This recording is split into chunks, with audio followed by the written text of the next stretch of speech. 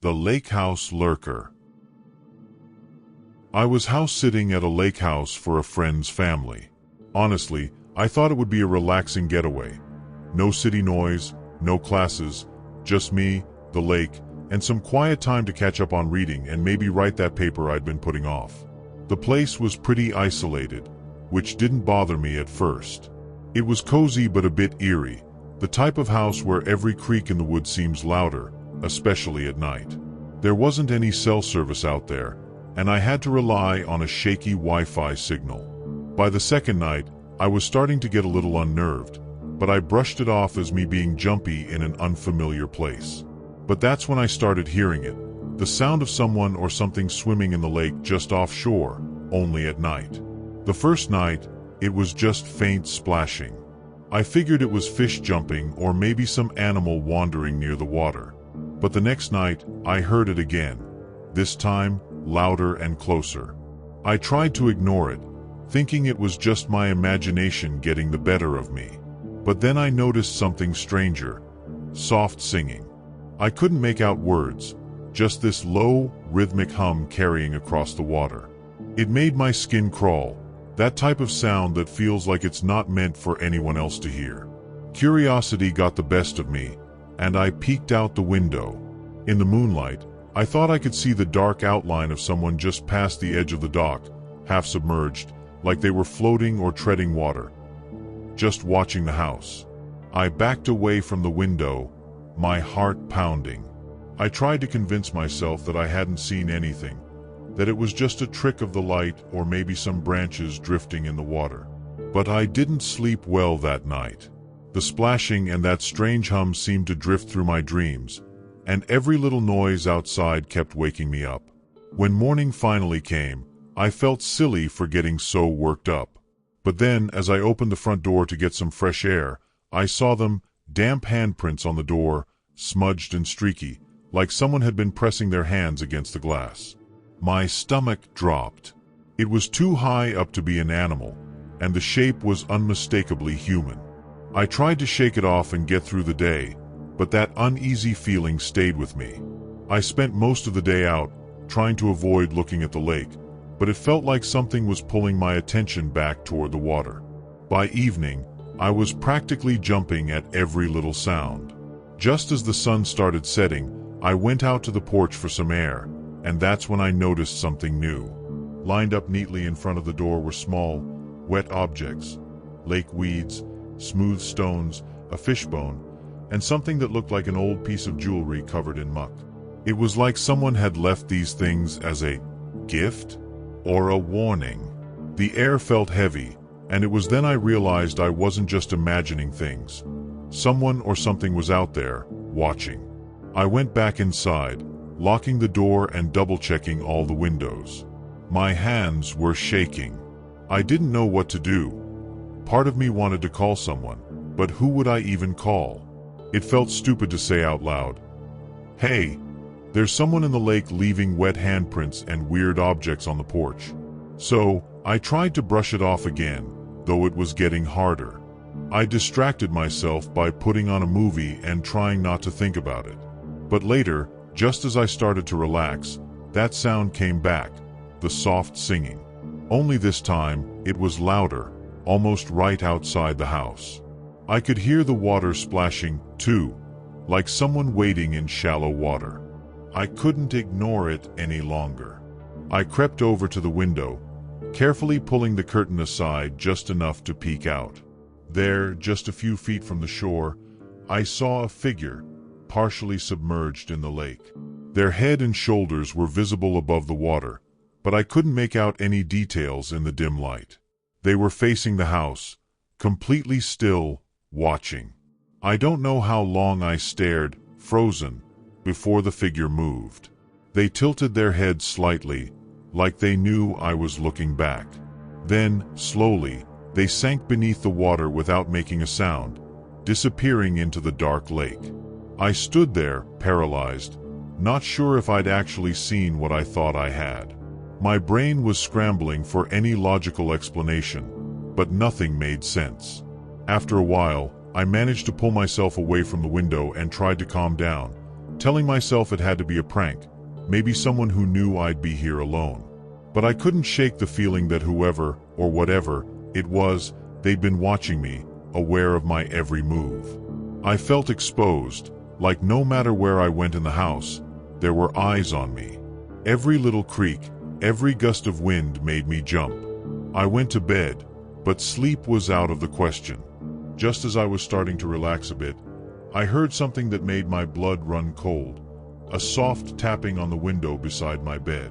It was slow and deliberate, as if someone was trying to get my attention. My heart was racing as I lay there, frozen, barely breathing, praying it would stop. But it didn't. I had to look. Slowly, I turned my head to the window, and there, just on the other side of the glass, was a handprint, damp and fresh, like someone had pressed their hand against it only seconds before. I felt a wave of panic wash over me, and I bolted out of bed, heart pounding so loud it drowned out every other sound. I didn't know what to do or where to go. I just needed to get away from the window. I ended up in the living room, clutching my phone even though I knew there was no signal. My mind raced with what I'd seen, the singing, the handprints, the figure in the water. I wanted to convince myself it was all in my head, but every part of me knew it was real. As I tried to calm down, I noticed something else, a faint, wet trail on the floor, leading from the front door to the window where I'd seen the handprint. That was it.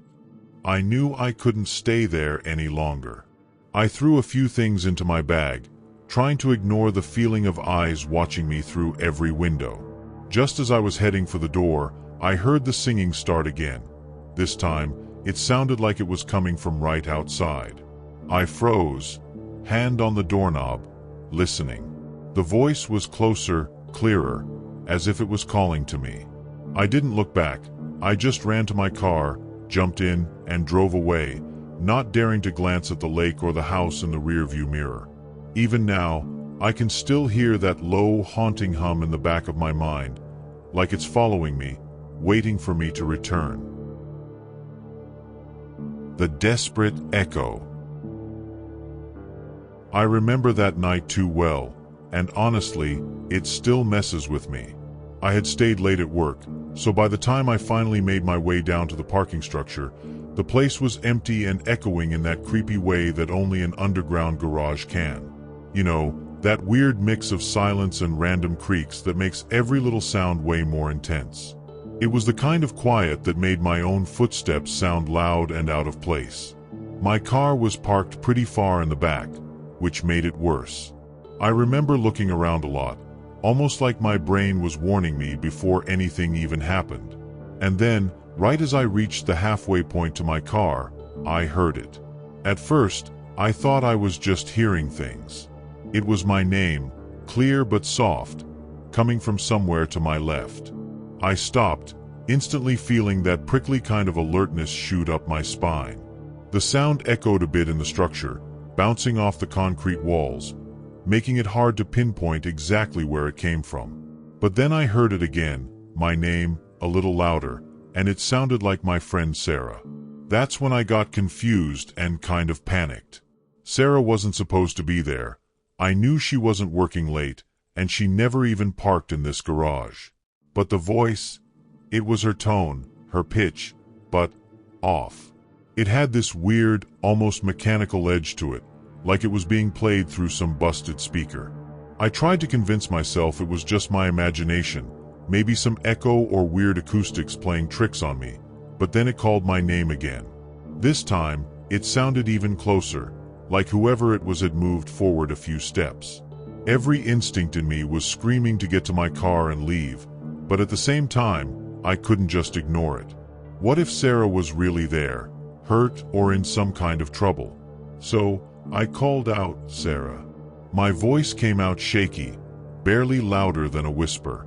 I listened, but all I heard was the distant hum of the garage lights and a faint dripping sound somewhere behind me.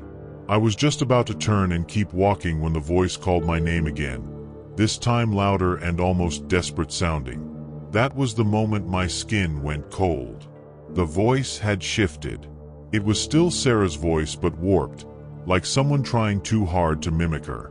It was flat, like it was missing something. Her usual warmth, maybe? It almost sounded digital, like it was coming from an old, glitchy recording. And worse, it sounded like it was coming from the far corner, the darkest part of the structure where none of the lights reached. I couldn't see anything over there, just shadows, but the way that voice echoed out of the darkness had me feeling like something was watching me from there, waiting. I backed up a step, suddenly hyper-aware of how vulnerable I was in that empty garage. Every logical part of me was saying to just turn around and walk to my car, ignore whatever was going on. But something kept me rooted there, maybe fear or just some sick curiosity. I called out again, this time louder, "Sarah, is that you?" There was a beat of silence, thick and tense, and I swear I held my breath without realizing it. Then the voice responded again, but this time it was almost like it was mocking me. My name stretched out, distorted, like someone playing with a pitch. "Come here," it whispered afterward, still sounding like Sarah, but wrong, hollow. My heart was hammering in my chest, but something told me, without a doubt, that whatever was calling me wasn't Sarah. I started backing away, feeling panic building up inside me. My only goal was to reach my car as fast as possible. But as I turned to leave, I heard footsteps, heavy and slow, coming from that same dark corner. They weren't rushing toward me, but the deliberate slowness of each step felt menacing, like whatever it was wanted me to know it was coming for me, without any need to hurry. I couldn't help it. I started to run, not even caring how loud my footsteps sounded. My heart was pounding, and it felt like the whole garage was closing in on me, every sound amplified. I was terrified that if I glanced back, I'd see something I couldn't explain, something that would haunt me forever. I practically threw myself into my car, fumbling with my keys, hands shaking so badly that it took me a couple of tries to get the key into the ignition. I felt this overwhelming urge to look up and check the mirrors, but I was too scared of what I might see behind me. The moment I managed to start the car, I locked the doors and reversed out so fast I could feel the tires screeching. But as I pulled out of the parking space, I finally glanced into the rearview mirror, and for a split second, I swear I saw a shadow, tall, too thin, lingering back where the voice had come from. It was just standing there, not moving, like it knew I'd see it. That one glimpse was all it took for me to slam down on the gas and get out of that garage as fast as I could. When I got home, I kept thinking about that voice and what it had sounded like. I ended up calling Sarah, even though it was late. I told her everything, and she was freaked out too, especially since she'd been home all night and had no idea what I was talking about. She swore she'd never even been in that parking garage. Hearing her actual voice just made the whole experience even creepier, because the voice I'd heard back there, it had mimicked her almost perfectly, but with that eerie, empty tone that I can't even describe. It was like something or someone wanted me to believe it was her, to lure me over. To this day, I don't know what I heard or what it wanted, and honestly, I don't think I ever want to find out. The attic crawl space. It was just me and my daughter, Emma, back then. We had moved into this small 2-bedroom house about a year ago, trying to start fresh after a rough patch. I was juggling 2 jobs, so our evenings together were short, but I always made time to read her favorite bedtime stories, tuck her in, and arrange her stuffed animals in their usual spots. Emma was 4, with a wild imagination, and sometimes she'd wake up in the middle of the night saying her friends were moving around. I'd brush it off, thinking it was just one of those things kids say. But after a few nights, I started noticing her toys in strange places. Stuffed animals propped on top of each other by her bedroom door, or her favorite blanket folded up in a neat square under the bed. I assumed Emma was just playing a game or testing my reaction. Then, I heard the sounds. Soft scratching noises that seemed to come from behind her walls. At first, I thought it was a raccoon or some animal in the attic, but it was odd that it only happened late at night, right after Emma had fallen asleep.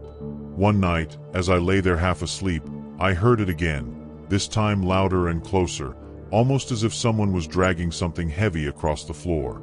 I felt a cold shiver run through me, that creeping feeling you get when you know something isn't right. I got up and tiptoed to Emma's room, hoping she was still asleep. Her room was quiet, but the scratching hadn't stopped. It was coming from the back of her closet. I hesitated, my hand hovering over the closet door. I told myself it was just an animal, maybe stuck behind the walls. But something about it felt off. The noise stopped as soon as my hand touched the doorknob, like whatever was causing it knew I was there. When I finally opened the door, everything looked normal. Her clothes hung neatly, her shoes lined up along the bottom. But as I leaned in, trying to see if there was a crack or some hole in the wall, a faint draft hit my face. It was strange because there shouldn't have been any airflow in a closed closet. That's when I noticed a faint outline, a thin seam that ran along the back wall, hidden behind Emma's dresses. It looked like a small door, a hatch almost, covered in dust and barely visible. The next day, I tried to brush it off as my mind playing tricks on me, but I couldn't shake the thought. That night, after Emma was asleep, I went back to her room with a flashlight. I opened the closet and cleared her clothes out of the way. The hatch was definitely there, blending almost seamlessly with the wall, but now that I knew where to look, I could see it. My hands shook a little as I tried to pry it open. After a few tugs, it finally gave, revealing a dark, narrow crawl space behind the closet wall. The air was stale, carrying a strange mix of dust and something else I couldn't quite place, something damp and slightly metallic. I shone my flashlight inside, half expecting to see nothing but old insulation or empty space. But what I saw made my stomach twist. Scattered across the dusty floor of the crawlspace were some of Emma's things. A few stuffed animals, her pink blanket, a couple of plastic hair clips, even one of her little shoes. These were all things I thought she'd just misplaced around the house, items that I'd spent days looking for. They were arranged in an odd way, almost ritualistic, in a rough circle. The flashlight beam shook as my hand trembled. I reached in to grab her blanket, just to have something familiar in my hands, but as I did, my fingers brushed something else, something cold and hard. I aimed the flashlight at it and saw a small metal tin, the kind people use to keep sewing needles or tiny trinkets. I hadn't seen it before, and it definitely didn't belong to Emma. I opened it slowly, dreading what I might find. Inside were a few crumpled up photos, pictures of Emma and me that had been taken from around the house. The most disturbing part was the writing on the back of one photo. In a scrawled, shaky hand, it said, "She is safe." My heart pounded so loudly I thought Emma might hear it from her bed. Whoever had been here wasn't just taking things. They'd been watching us, keeping track of our lives like some kind of sick ritual. I backed out of the crawl space, my hands clammy and my breath coming in quick, shallow bursts. Every instinct told me to wake Emma and get out of that house, but I didn't want to panic her. I carefully shut the closet door, checked on her to make sure she was still sound asleep, and went back to my room. The rest of the night, I sat in bed, wide-eyed, jumping at every tiny creak. I replayed every weird little moment from the past few months, every misplaced item, every strange sound. How long had this been happening? How close had this person come to us without us even realizing? The next day, I took Emma to my sister's house, telling her it was for a playdate. I didn't want her anywhere near that place until I figured out what was going on. While she was gone, I called a locksmith and had every lock changed, including the attic. I even boarded up that crawlspace door as best as I could, hammering nails into the edges to seal it shut. Just as I was finishing, I heard a scratching sound again, only this time it was louder, desperate, as if someone, or something, was trying to claw its way back out. My skin prickled with dread, but I forced myself to stay calm. I was done letting this intruder scare us. I called the police and told them everything, showing them the crawl space and the tin with the photos. They searched every inch of the house, but by the end of the day, they found nothing. After the police left, I finally felt a tiny bit of relief, but it didn't last. That night, while lying in bed, I heard a sound that made my blood run cold, a soft but deliberate tap tap tap, like someone knocking from within the walls. It started in Emma's room, then moved closer, toward my own room. My heart raced, but I was determined not to let fear control me again. I grabbed a flashlight and a hammer, deciding that if this was some sick prank, I'd put an end to it myself. As I reached Emma's door, the tapping stopped. I pushed it open and found her closet just as I'd left it. Everything perfectly in place, no sign of the crawlspace door having been disturbed. But there was a note taped to the inside of the closet door, a note that hadn't been there before. In messy, jagged handwriting, it read, "Thank you for keeping her safe." I stood frozen, the hammer slipping from my grip, hitting the floor with a heavy thud. It was then I realized that whoever, or whatever, had been hiding in that crawlspace had never truly left. They'd been watching, waiting. I pulled Emma out of bed and left that house that very night, taking only the essentials. The house went up for sale a few weeks later, and I made sure to never go back. To this day, I don't know who was hiding in the walls or how they managed to slip past us every time. I just know that, somehow, they were connected to Emma, as if they were guarding her in some twisted way. Dangerous encounter in the metro. It was my last night in Barcelona, and I had this idea to take one last train ride across the city. The metro was mostly empty, and there was this strange stillness that felt almost unnatural for a place that was usually buzzing with people. I remember noticing the flickering lights as I walked down to one of the lower platforms. The escalators were loud and creaky, and when I stepped off, the whole area felt colder, like I'd descended into another world. I thought maybe I'd taken a wrong turn, but I brushed it off, assuming I'd find my way back easily enough. Besides, I had always prided myself on my sense of direction. As I got further in, though, something felt wrong. A low hum of voices was coming from one of the corners, where the shadows were thick, and it didn't sound like casual conversation. I slowed down, trying to make out what was happening, and then I saw them. A group of men huddled together, speaking in hushed tones, looking around every few seconds like they were paranoid. My stomach dropped. I didn't know exactly what I was seeing, but I knew it wasn't something I was supposed to witness. Instinctively, I turned to leave, but my foot scraped against the metal flooring, echoing through the whole station. That's when they noticed me. One of them shouted something in Spanish that I didn't fully understand, but the tone was enough. My legs felt like lead as I tried to back away, but they were already moving toward me, closing the gap quickly. There were 4 of them, and they didn't look like they were interested in talking. The leader, a tall guy with a scar across his cheek, stepped forward, looking me over with this unnerving calm that made my skin crawl. I tried to explain that I'd just gotten lost, that I didn't mean to see anything, but he cut me off with a harsh laugh. One of the others pushed me, hard, against the metal railing, knocking the wind out of me. My heart was pounding, and I could feel the blood rush to my head. I tried to get up, but before I could, another guy kicked me in the ribs. Pain shot through my side, and I knew I had to find a way out, fast. My mind was racing, every exit seemed blocked, and I felt trapped in this nightmare under the city. Just as they were closing in again, I heard the rumble of a train approaching. Desperation kicked in, and with everything I had left, I lunged toward the platform, hoping the sound would distract them enough for me to get away. The train was still a few meters away, but the noise seemed to startle them. For a split second, they hesitated, and that was all I needed.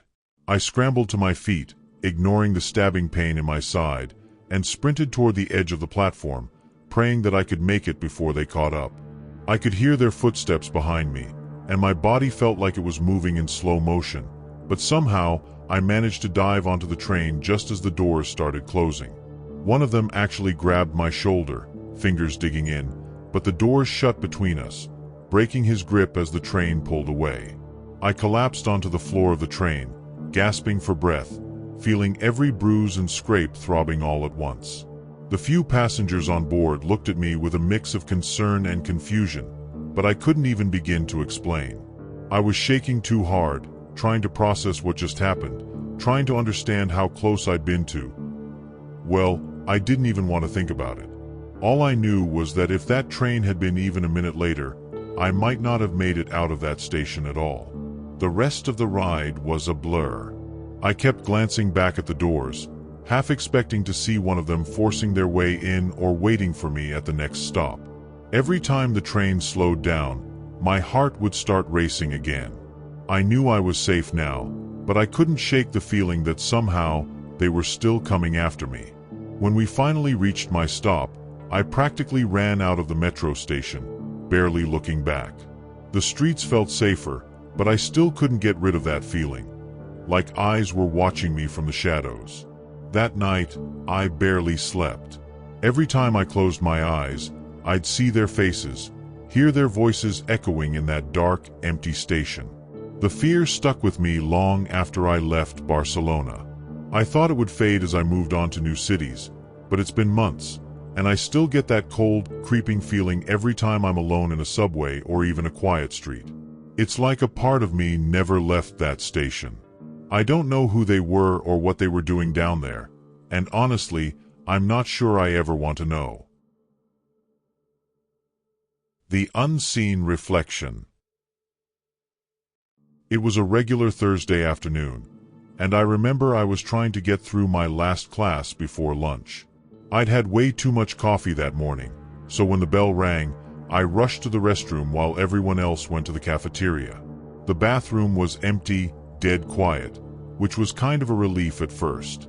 I usually don't mind being alone, but something about that silence felt different, like the kind of quiet that presses down on you. I figured it was just my nerves after a long morning. The fluorescent lights flickered a little, casting weird shadows over the sinks, and I had this strange urge to look at the mirrors even though I just wanted to wash my hands and get out. As soon as I turned the faucet on, I thought I heard faint footsteps echoing against the tile, but they didn't sound like they were coming from the hallway, more like they were inside the restroom with me. My first thought was that someone else had come in without me noticing, so I quickly glanced around, but the stalls were empty. The air felt heavy, almost damp, and then, barely above a whisper, I heard what sounded like someone murmuring from behind me. I froze, staring at the mirror, trying to convince myself it was just the old pipes making noise.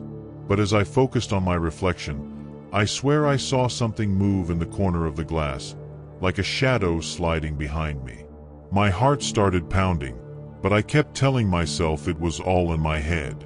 I splashed some water on my face, hoping it would calm me down, but the whispering got louder, more distinct, like it was coming from right over my shoulder. I didn't understand what it was saying, just a mix of sounds, low and drawn out, enough to send a chill down my spine. I wanted to turn around and check, but it felt like if I did, I'd see something I really wasn't ready for.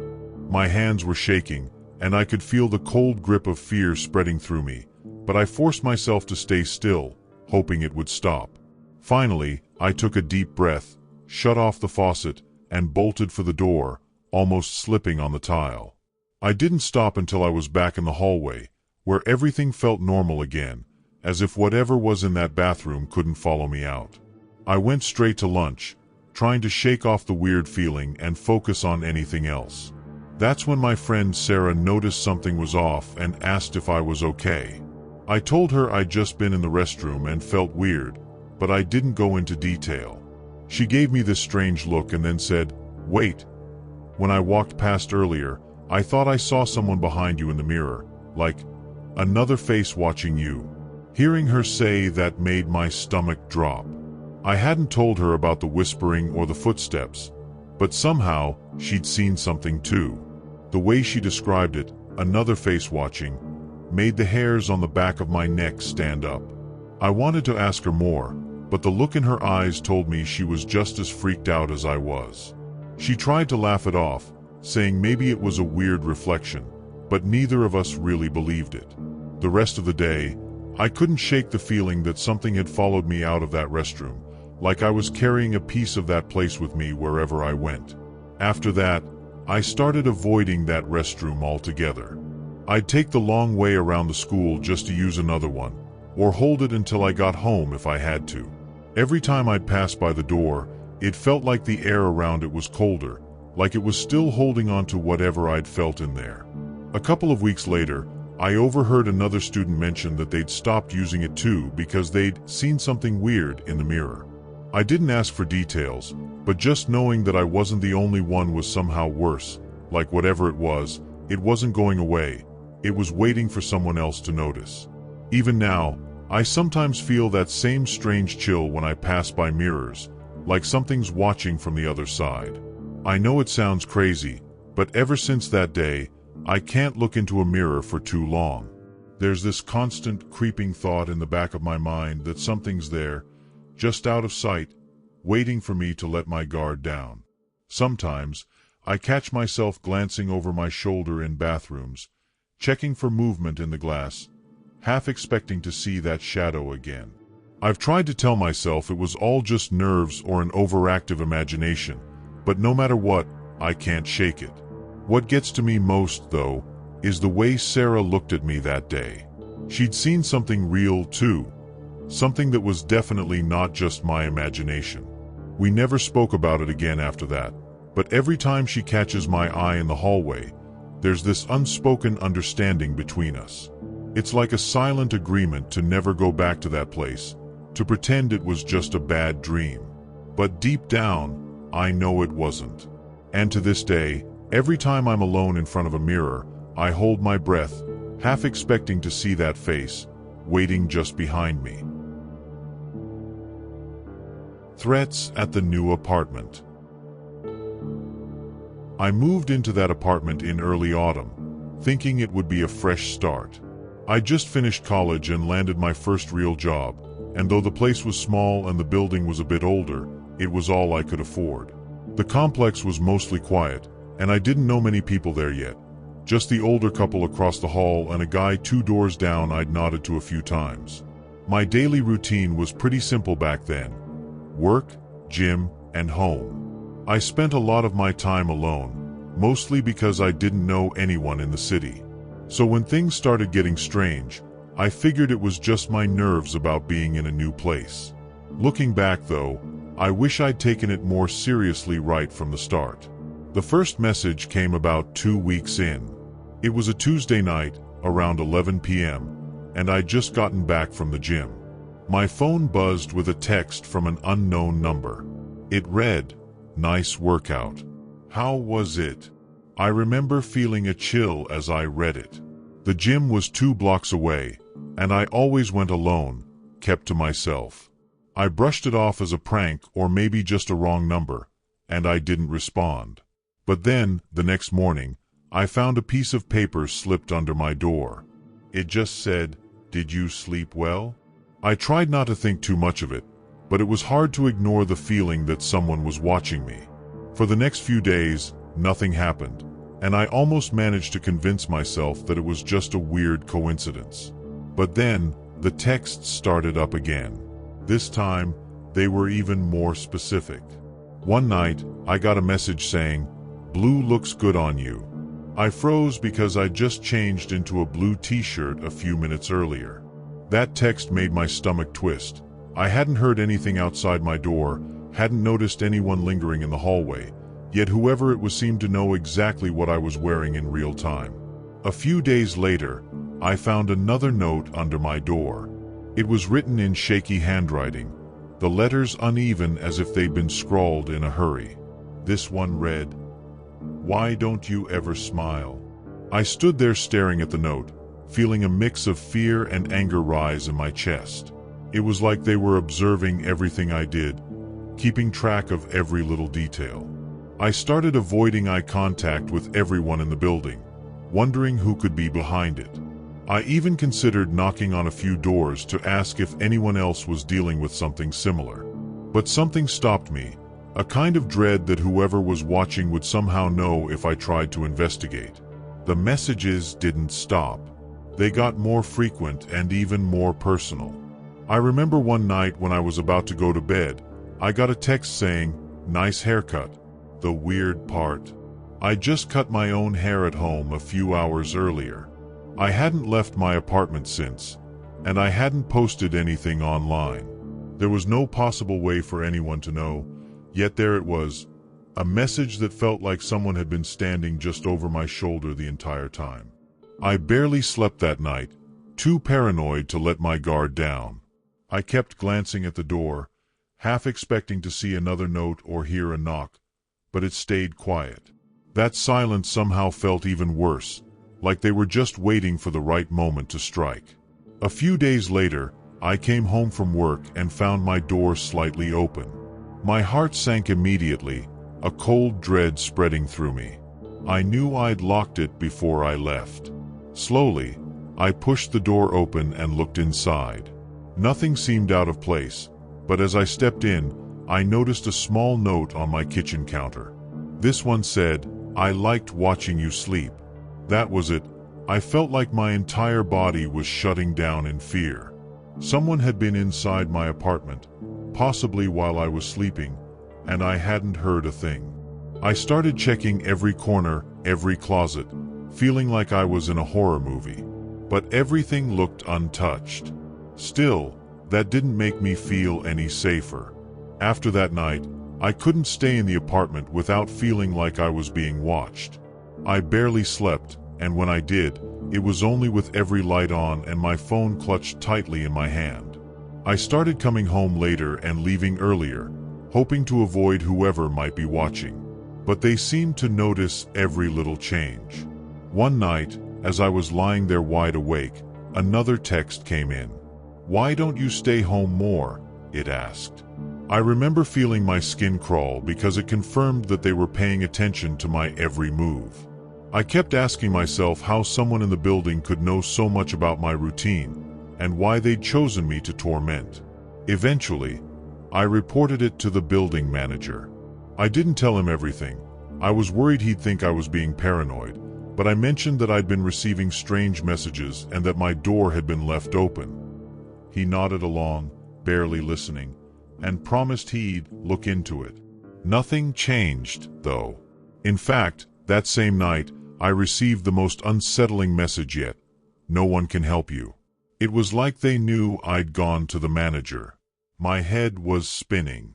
Every time I heard footsteps in the hall, I held my breath, wondering if this was the moment they'd come for me. At that point, I was a wreck. Every sound in the building seemed amplified. The creak of the elevator, the murmur of distant voices, even the dripping from a nearby faucet would set me on edge. One evening, after rushing back home from work, I noticed something new slipped under my door, a grainy, low-quality photo. When I picked it up, my blood ran cold. It was a picture of me unlocking my own door, taken from just down the hall. My hands shook as I stared at it, realizing that whoever was watching wasn't just content with notes and texts anymore. They were getting closer, bold enough to follow me and document every move. I wanted to scream, to confront the entire building, but part of me was terrified of escalating things further. That night, I packed a bag. I couldn't take it anymore.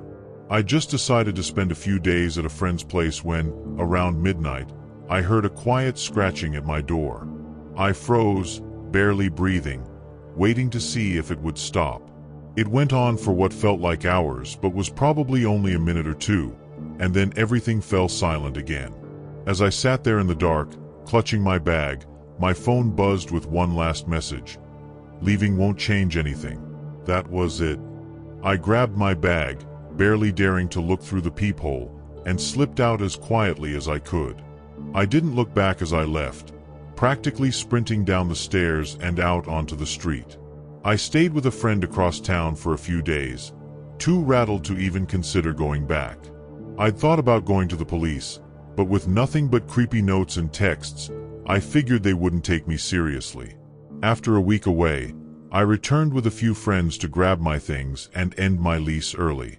The building felt different in the daylight, almost normal, but my anxiety was through the roof as I packed up. I was constantly looking over my shoulder, feeling like any minute, I'd see someone lurking just out of sight. A month passed before I finally felt like I could sleep soundly again, but I still couldn't shake the feeling that I was being watched. I'd catch myself checking my phone, half expecting another message to appear. Even now, I sometimes get the sense that someone's right behind me or hear a faint scratching at my door late at night, even though I've moved across the city. Maybe it's paranoia, but part of me believes that whoever was watching me back then isn't done yet. They're just waiting.